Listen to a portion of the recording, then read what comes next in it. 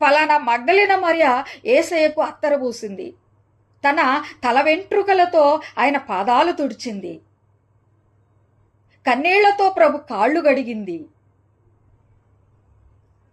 ప్రభు పాదాలు ఆమె కురులతో తల వెంట్రుకలతో, అంటే కురులు అని వాడాలి మనం, తల వెంట్రుకలు తన కురులతో ఆయన పాదాలు తుడిచేటప్పుడు ఆమె కన్నుల వెంట వర్షధారల వలె కన్నీళ్లు ప్రవహిస్తున్నాయి. ఆ కన్నీళ్లు కూడా ప్రభు పాదాల మీద పడుతున్నాయి. అంటే ఆమె కన్నీళ్లతో కూడా ప్రభు పాదాలు కడిగిందని వాక్యము.